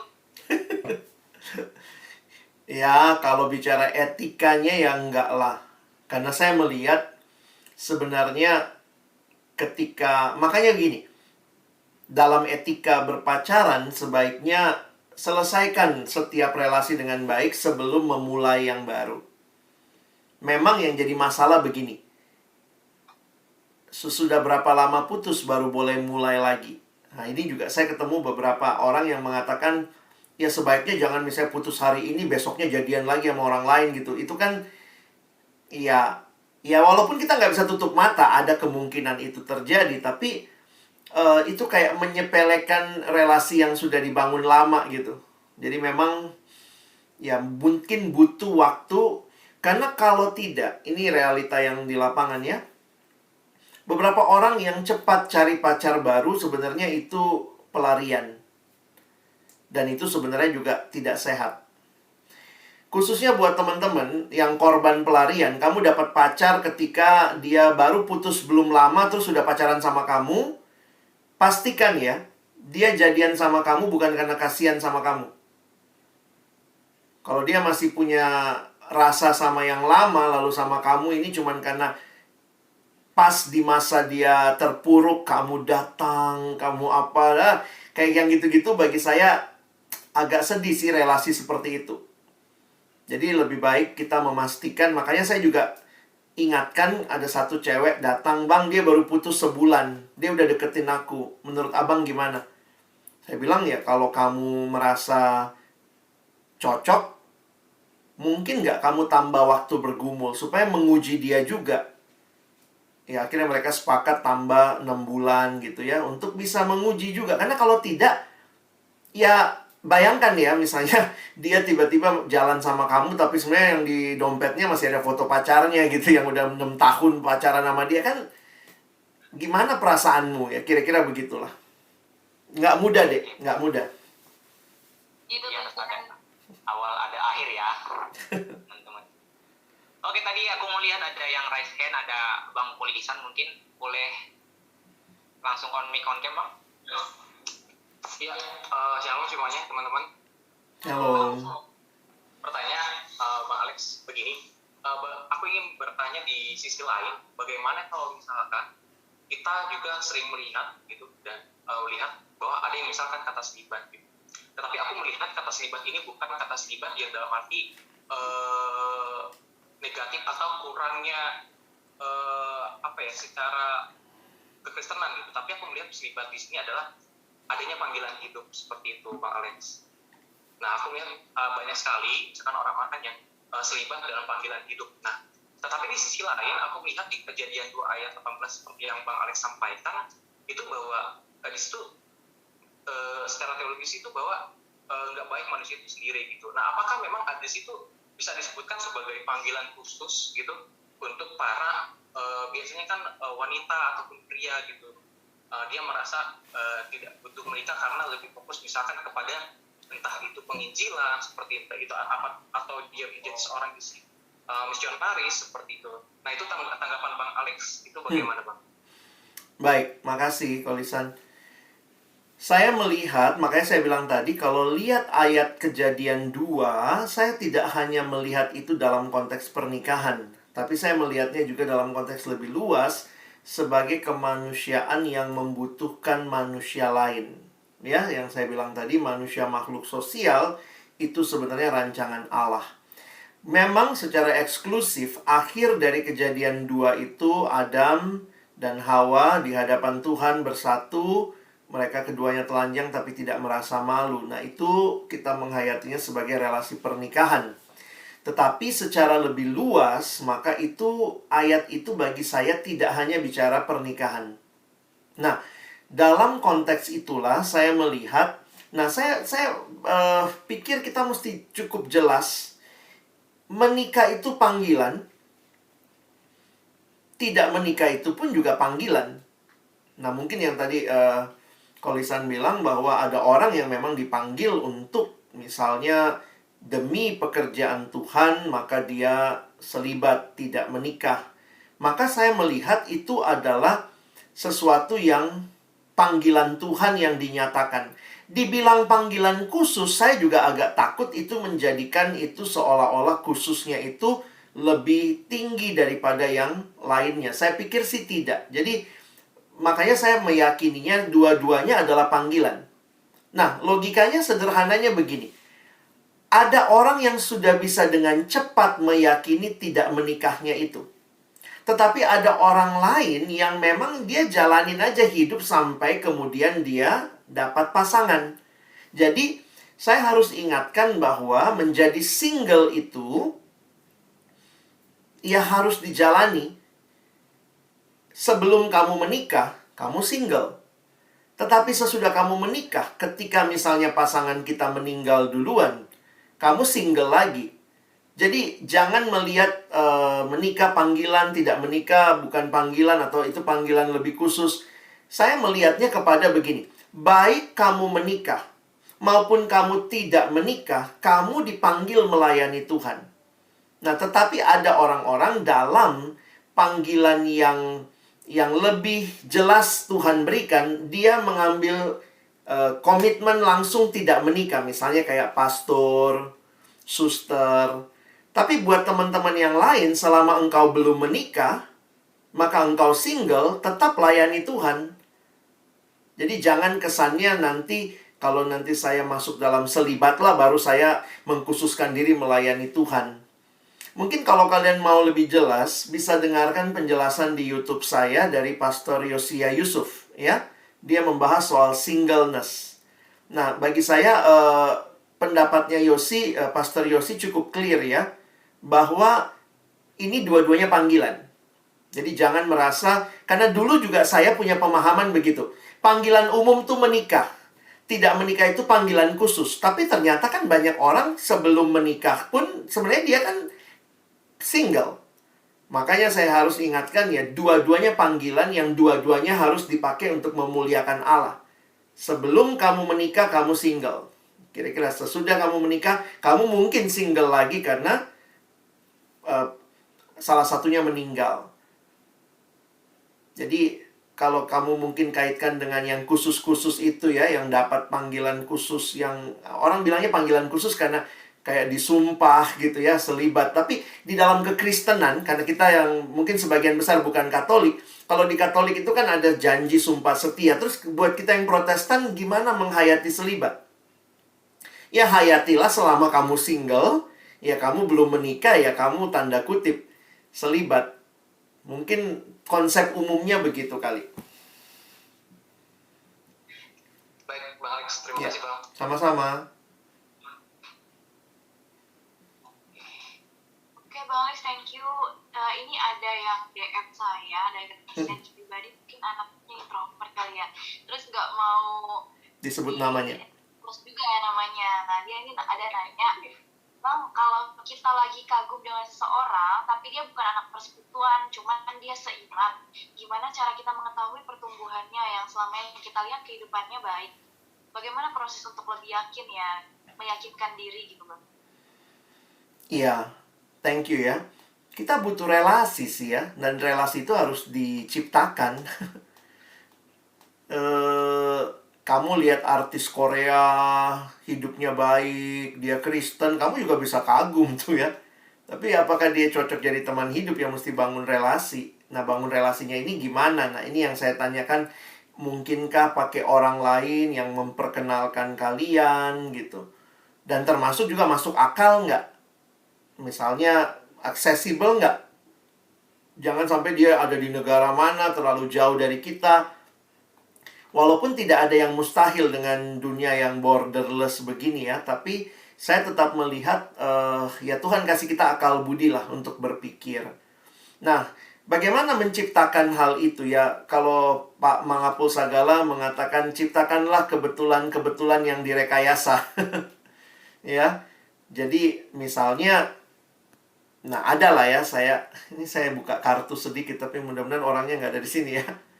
Ada yang tanya sama saya, karena inilah biasa dunia Instagram.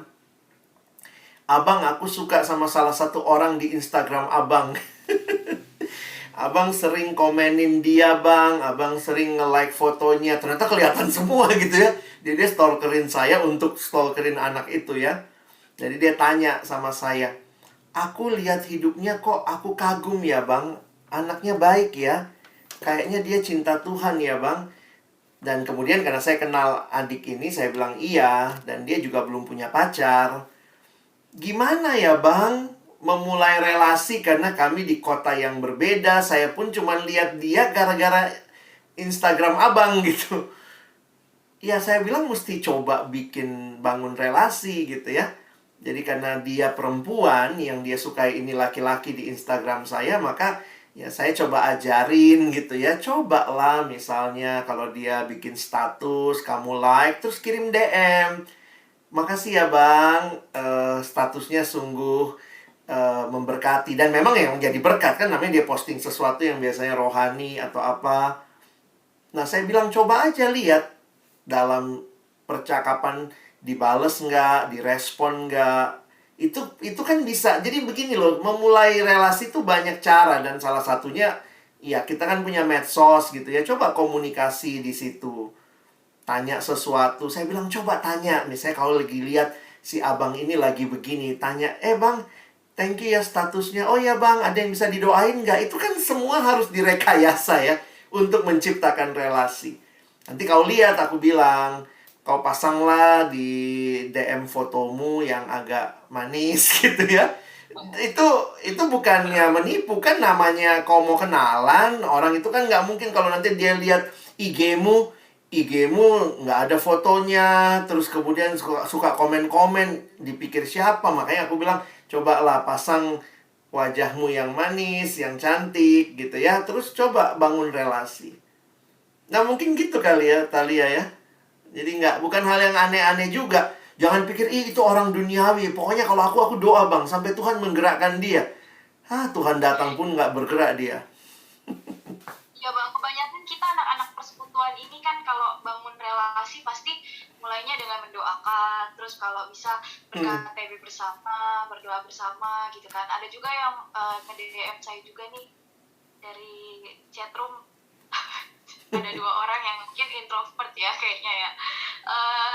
Dia bilang, jadi dia tuh dekat dengan orang yang kebanyakan waktunya itu habis untuk bekerja. Dan mereka nggak ada kesempatan untuk ketemu gitu. Dan untuk menjalin kelompok tumbuh bersama. Nah, dia minta tips gitu, Bang. Apa yang saya dan dia bisa lakukan untuk bisa lebih bertumbuh lewat masa perkenalan ini. Gitu. Terima kasih. Thank you ya. Sorry, Dek. Saya juga kelewat tadi kamu DM ke Abang juga ya. Thank you. Tadi udah Thalia bacain. Jadi kalau saya melihatnya begini. Ya? Kok nggak ada yang DM ke aku gitu, Bang? Coba ini ya. Coba introspeksi diri deh lo. Enggak. Oke. Kalau saya lihatnya memang begini juga. Saya juga bukan orang yang sangat mengkategorikan pertumbuhan bersama itu hanya KTB. KTB itu sangat-sangat baik kalau bisa terjadi. Tetapi saya dengan istri coba melihat adalah bagaimana kita menghabiskan waktu bersama, termasuk kayak belajar menggumulkan hal-hal yang membutuhkan pandangan Kristiani. Ya, kira-kira gitu. Jadi, poin Abang sebenarnya begini. Tipsnya ya, selain kalau memang KTB susah, poinnya ciptakan suasana rohani waktu kalian bertemu, waktu pacaran. kirimlah voice notes, kamu mendoakan dia. Terus kalau mungkin dia tidak terbiasa berdoa, bilanglah, "Bang, aku pingin dengar dong abang doain aku. Cobalah di tengah kesibukan abang, kirimlah 1 menit apa doa abang untukku." Itu sebenarnya hal-hal yang maksudnya, jadi jangan tunggu KTB baru rohani. Tapi dalam percakapan seminggu sekali, nggak usah tiap hari juga minta 1 menit doakan aku. Jijik juga orang itu bilang, ya aku juga sibuk deh gitu ya. Tapi mari kita belajar tukar-tukar hal yang mungkin kamu bisa kirimkan saat teduhmu hari itu. Jadi banyak hal yang bisa dilakukan. Nah, dalam waktu bertemu bersama, maksimalkan untuk ngobrol. Termasuk juga ngobrol hal-hal yang mungkin dari situ kamu bisa tahu pendapat dia. Gimana pendapat dia tentang tentang berhutang, misalnya. Kita lagi bahas, iya nih temanku ngutang begini. Gimana pendapat dia tentang utang ya? Sebenarnya pikiran dia Kristiani nggak misalnya? Gimana pendapat dia tentang menipu? Nah, poin itu kan kadang terjadi di percakapan. Makanya saya sama istri waktu masih pacaran, kami agak kolot sih ya. Kami pacaran itu nggak mau nonton. Pertama kami takut, kita juga lemah, jatuh dalam dosa nanti ya, pegang-pegangan gitu ya, yang nggak beres. Jadi yang kami lakukan waktu pacaran itu banyak ngobrol. Karena nonton itu kita habiskan 2 jam. Dan waktu itu kan saya udah sibuk pelayanan. Kakak juga sibuk waktu itu jadi ketua persekutuan alumni. Dia ketua PAKJ, saya ngurus, saya sudah staff, kadang-kadang pelayanan ke sana sini. Jadi memang waktu ketemu tuh berharga banget. Nah, makanya waktu bersama itu kita biasa diskusi, ngobrol.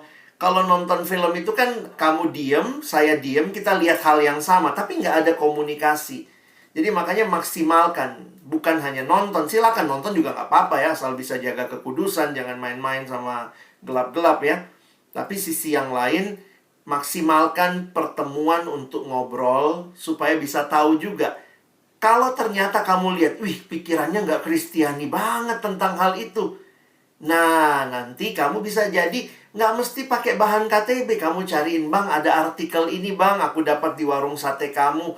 Kayaknya abang perlu deh baca ini." Nah, kirimkan sama dia. Jadi kerohanian itu dibangun dalam keseharian, bukan dalam momentum KTB. Itu momentum formal. Tapi informal pun bangun hal itu, ya. Nanti kalau menikah juga gitu ya. Iya bang. Siap. Nah yang terkait kekudusan ini tadi bang ada sedikit disinggung ya terkait kekudusan. Aku pernah baca tuh bang dari bukunya yang ditulis sama Philip Mantova, salah satu pembicara yang cukup terkenal juga untuk di gereja karismatik Mawar Sharon ya. Nah itu seingat saya bukunya yang berjudul Before 30. Nah itu tentang pengalaman hidup dia gitu, gimana dia mengenal Tuhan. Terus nah di situ ada tentang pasangan hidup juga, pencarian dia untuk pasangan hidup. Di situ dia ada bahas tentang memang ada batas-batasan untuk kontak fisik dengan pasangan kan. Nah ada sempat disinggung tuh saya baca tentang cium kudus gitu bang. Nah kalau dari Philip Mantova ini sendiri dia sering ceritanya dia sering nganter calon istrinya ini, tunangannya nganter pulang, terus pas di di mobil kayak cium yang dia, maksudnya untuk mengungkapkan rasa sayang dia itu cium keningnya aja gitu. Nah dia juga sempat menyinggung itu tentang cium kudus, dan saya sempat cari tahu di Wikipedia tentang cium kudus ini gitu. Jadi cium kudus ini tuh suatu tradisi yang dilakukan sama, contohnya kayak perpisahan Santo Petrus dan Paulus gitu, mereka saling memberikan ciuman kudus. Nah tapi itu bisa nggak sih kita sangkut pautkan dengan relasi kita dengan lawan jenis gitu? Apakah ada memang sebenarnya itu nggak boleh, beda konteks gitu bang? Karena siapa tahu dengan kontak fisik itu malah memancing ke ini tahapan-tahapan lain gitu. Dan sementara di PMK kita juga diajari konsep kekudusan kan. Dan saya mau tanya lagi juga, gimana kalau misalnya sudah pernah jatuh ke dalam dosa, dimulai dari kontak fisik ini dan jatuh ke dalam dosa, berarti kan jatuh ke dalam ketidakkudusan gitu kan. Bahkan atau ada yang sampai melakukan hubungan terlarang yang seharusnya nggak dilakukan tapi malah udah sampai ke sana gitu. Apakah itu bentuk kalau kita harus tegas untuk mengakhiri hubungan yang sedang kita jalani itu, Bang? Iya. Thank you ya. Ini pertanyaan yang penting berkaitan dengan pacaran. Saya tidak tahu persis isinya buku Philip Montova, dan saya juga tidak tahu konsep dia tentang cium kudus. Tapi saya pribadi harus mengatakan bahwa hati-hati dengan kontak fisik. Kalau saya mungkin pakai alasan yang lebih mendasar. Kalau pegangan tangan sudah membuat kamu korslet, maka boro-boro ciuman, pegangan pun jangan. Itu logika saya. Dengan pengertian begini. Kita itu adalah orang yang dibesarkan dalam budaya dan culture tertentu. Yang paling sederhana adalah keluarga. Makanya kalau teman-teman perhatikan, buku-buku LSD, buku-buku pacaran dari luar negeri, itu ciuman bagian dari hal yang mengungkapkan kasih sayang dalam buku-buku luar negeri. Nah, saya nggak tahu apakah Philip juga mungkin dalam konteks luar negeri. Jadi, kalaupun dia pakai ayat, bagi saya, ayat itu kan Paulus sama Petrus kan nggak cium pacarnya ya. Dia ciumnya jemaat gitu ya. Jadi, saya ngelihat ayat itu juga jangan dipakai sembarangan gitu. Jadi, perlu dengan baik mempertimbangkan. Makanya kalau saya baca beberapa buku luar negeri tentang LSD, itu ciuman bagian dari mengungkapkan kasih. Nah, tapi di dalam buku-buku yang Asia, kita ini kan budayanya tidak ciuman. Memang ada beberapa suku yang terbiasa pelukan, ciuman, dan kita harus sadar bahwa latar belakang keluarga kita beda-beda. Ada orang yang sangat hangat keluarganya dengan sentuhan fisik. Ada yang enggak. Boro-boro disentuh gitu ya. Mungkin ungkapan kasihnya itu kerja keras.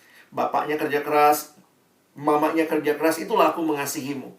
Ada yang ungkapan kasihnya dengan memeluk, mencium. Jadi, kita tuh besar dengan sebuah budaya. Nah, bayangkan kalau kamu dari budaya yang nggak pernah disentuh, dapat pacar tukang nyentuh. Wah, gampang sekali kamu korslet. Apalagi kita sadari, karena ini adalah pacar. Ini kan bukan jemaat, bukan adik kelompok kecil yang satu jenis. Ini pacar yang kita juga pasti punya hasrat kan. Makanya sedapat mungkin kontak fisik kita harus sepakati. Nah, kalau saya mengatakan Tuhan tuh yang ciptakan seks loh, jangan lupa. Dan Tuhan yang ciptakan seks, Tuhan yang ciptakan tubuh kita dengan semua saraf kenikmatan. Teman-teman, Tuhan ciptakan saraf kenikmatan di sekitar bibir, di leher, di dada, di bagian perut, di alat kelamin. Itu semua ada rangsangan aja kita bisa gampang membuat kita terangsang. Karena itu memang yang Tuhan ciptakan buat kita. Jadi, saya harus mengingatkan bahwa teman-teman tahu persislah kelemahan kita. Bahkan bikin batas aja kalau ternyata pegangan tangan itu sudah membuat kita korslet, maka berhenti pegangan tangan. Boleh pegangan tangan? Boleh kalau nyebrang. Sesudah itu lepas lagi. Makanya saya juga tidak terlalu senang ya kalau ke bioskop, gelap-gelapan, pegang tangan, diremes-remes. Emangnya cucian gitu ya. Itu tangan pasangan gitu. Dan itu untuk beberapa orang itu, kalau bahasa psikologinya itu feeding. Kamu udah terangsang, kamu terus lakukan. Karena kamu menikmati, kamu lagi terangsang gitu. Wah, terus dinikmati. Itu feeding. Nah, feeding itu tuh lama-lama jadi sesuatu yang pasti minta lebih. Jadi, batasinlah kontak fisik. Sedapat mungkin batasin. Bagi saya pribadi tidak menganjurkan ciuman.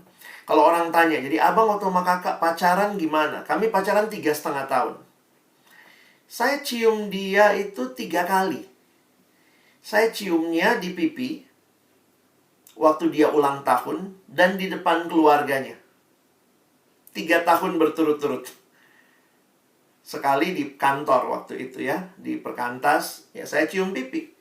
Jadi bukannya ciuman berdua, lips to lips ya, mulut ke mulut, nikmatin itu. Bagi saya harus ingat, saya waktu itu bilang sama kakak juga ya, saya lemah. Jadi saya waktu itu banyak aturannya waktu pacaran. Saya bilang sama dia, saya lemah ya, jadi tolong jaga saya juga. Walaupun saya hamba Tuhan, saya juga punya nafsu. Ingat loh, Tuhan yang ciptain nafsu. Yang nggak boleh tuh hawa nafsu kan. Jadi satu kali dia gelendotan, lagi jalan dia gelendotan di lengan saya. Terus saya bilang, Dek, lepasin. Apa sih abang, cuman ini aja, lepasin. Masa nggak boleh? Ya, mau selamat nggak? Lepasin gitu ya. Karena saya tahu gitu loh. Saya lemah gitu. Saya disentuh juga gampang terangsang gitu. Nah, jadi akhirnya saya sadar ya. Nah, teman-teman mesti bisa batasin. Nah, bagaimana dengan kamu yang mungkin sudah kelewatan, jatuh dalam dosa? Saya harus ingatkan setiap dosa, termasuk dosa seksual, ada konsekuensinya. Ya, ada konsekuensinya. Tetapi di balik semua itu Tuhan yang mengasihi dan mengampuni. Tetapi konsekuensinya ya tetap jadi bagian kita. Apa bedanya konsekuensi sama pengampunan Tuhan? Jadi jangan mempermainkan pengampunan Tuhan karena Tuhan ngampunin ya udah bikin dosa lagi. Saya kasih contoh begini. Ada yang datang, Bang, kami sudah lakukan hubungan terlalu jauh, pacar saya hamil. Maka saya akan minta mereka meminta ampun di hadapan Tuhan. Mengaku dosa di hadapan Tuhan. Dan saya harus pastikan Tuhan pasti mengampuni. Ketika kamu datang dengan hati yang hancur, mengaku dosa. Tetapi konsekuensi, emangnya waktu Tuhan ampuni kami minta ampun, amin. Begitu amin langsung bayinya hilang. Itu konsekuensi. Yang ada di perut itu konsekuensi. Nah, konsekuensi dosa itu yang memang kadang tidak mudah. Nah, konsekuensi dari hubungan seksual sebelum waktunya adalah dua kemungkinan. Rasa bersalah atau malah saling merendahkan. Nah, ini yang kadang-kadang menyedihkan. Ada perasaan tidak berharga, tapi kemudian ada juga yang merasa kayak disepelekan. Ada yang kena penyakit baru, penyakit curigation. Jadi kemudian saya tanya sama dia. Ada satu orang yang, satu pasangan kan. Terus dia bilang gini, iya bang, sekarang kalau pacar saya kemana-mana saya curiga. Jadi dia kena penyakit curigation ya. Dia selalu tanya, lagi di mana? Terus pacarnya balas, di kampus dek. Lagi ngapain? Lagi makan siang. Sama siapa aja? Nama-namanya siapa? Fotoin. Saya bilang, kenapa pacarmu curiga begitu? Jadi saya pancing-pancing, dia bilang, iya bang, kami sudah melakukan. Dan pacarnya ini, pengertian konsepnya apa? Kalau dengan aku dia bisa melakukan, bisa jadi dia melakukan sama yang lain juga. Jadi itu curiganya luar biasa. Jadi memang hubungan yang belum pada tempatnya itu cenderung punya dampak yang tidak baik. Jadi kalau orang bilang hubungan seks itu menciptakan keintiman, di dalam hubungan seks sebelum nikah, saya tidak melihat menciptakan keintiman, tapi menciptakan kecurigaan. Jadi bagi teman-teman yang sudah jatuh dalam dosa, minta ampun di hadapan Tuhan. Langkah pemulihannya bagaimana? Carilah orang-orang yang bisa menolong pacaranmu. Misalnya kakak pembimbing ya, mintalah dibimbing, tolongin kami berpacaran. Lalu settinglah, jangan ketemu di kosan, jangan ketemu di rumah, ketemulah di tempat umum. Tetapi kalau kamu merasa tidak bisa, tiap kali udah dijalani jatuh lagi, tiap kali jalani jatuh lagi, maka saran saya putus dulu. Nah, saya juga nggak langsung bilang kalau sudah jatuh dalam dosa seksual langsung putus. Karena saya melihat juga kadang-kadang tidak mudah ya. Harus dilayani, dalam arti ditolong, dikonseling. Tapi kalau ternyata tidak bisa, kalian jatuh terus untuk beberapa konteks, saya bilang putus deh. Kecuali kalian siap menikah nih. Akhiri persinahan kalian kan. Karena kalau enggak kan terus bersinah gitu ya. Alkitab bilangnya itu sinah soalnya ya. Walaupun orang bilang, istilah manisnya selingkuh. Hubungan seks sebelum nikah, itu bahasa Alkitab cuma satu, sinah gitu ya. Nah, jadi coba teman-teman hayati hal-hal seperti itu. Oke, makasih banyak Bang, udah sangat menjawab. Oke, mungkin ini last question ya Bang, karena waktu kita juga udah mepet banget. Jadi kita kembali ke tema Bang, seperti tema kita tadi. Kamu, dia, relasi, dan Tuhan. Nah, bagaimana sih Bang supaya kita bisa menjadikan Tuhan sebagai pusat dari relasi yang akan atau sedang kita alami saat ini? Saya tutup mungkin dengan ayat 1 Korintus 10 ayat 31 ya. Dalam ayat ini Paulus mengatakan, jika engkau makan, atau jika engkau minum, atau jika engkau melakukan sesuatu yang lain, lakukanlah semuanya itu untuk kemuliaan Allah. Sebenarnya waktu lihat ayat ini, secara sederhana saya pikir gini ya. Kayaknya receh banget ya kata anak sekarang ya. Makan aja untuk kemuliaan Tuhan. Minum aja untuk kemuliaan Tuhan. Atau jika engkau melakukan sesuatu yang lain, maka saya bisa tarik ayat ini juga untuk masalah pacaran. Masa makan untuk kemuliaan Tuhan, minum untuk kemuliaan Tuhan, terus pacaran untuk kenikmatan diri? Saya pikir nggak klop ya. Nah, jadi sebenarnya seperti yang Jeremy tanya, gimana menjadikan Tuhan segala-galanya? Ingatlah, semua yang kamu lakukan, harusnya kamu lakukan di dalam Tuhan. Kiranya itu menolong kita, menjaga kita, untuk tetap bisa punya konsistensi untuk fokus sama Tuhan. Teman-teman, Tuhan kasih 3 hal sama kita ya. Ini seringkali saya ulangi. Pertama, Tuhan kasih Roh Kudus. Roh Kudus itu sudah diberikan diam di hati setiap kita yang percaya untuk memimpin kita. Tuhan kasih Roh Kudus. Yang kedua, Tuhan kasih firman. Karena itu, hiduplah dalam firman ya. Ingat, firman-Mu pelita bagi kakiku, terang bagi jalanku. Bagaimana teman-teman hidup kudus di dunia ini? Mazmur 119 ayat yang ke-6 mengatakan, dengan apakah seorang muda mempertahankan kelakuannya bersih? Dengan menjaganya sesuai firman-Mu. Yang ketiga, Tuhan kasih kita komunitas. Jadi bagaimana untuk berfokus sama Tuhan? Andalkan Roh Kudus, hidup dalam firman, hidup dalam komunitas. Tuhan kasih teman-teman KTB, teman-teman persekutuan, Tuhan kasih gereja untuk menjaga kita, ya. Jadi memang ini sebuah proses, dan di dalamnya biarlah kita memaksimalkan 3 hal yang Tuhan sudah berikan kepada kita. Sehingga pacaran kita pun, relasi-relasi yang kita bangun pun untuk kemuliaan Tuhan. Kiranya ini menolong teman-teman. Ya, makasih banyak Bang Alex. Jawaban dan closing statement dari Bang Alex. Oke teman-teman, kita udah sampai di penghujung talk show kita pada malam hari ini.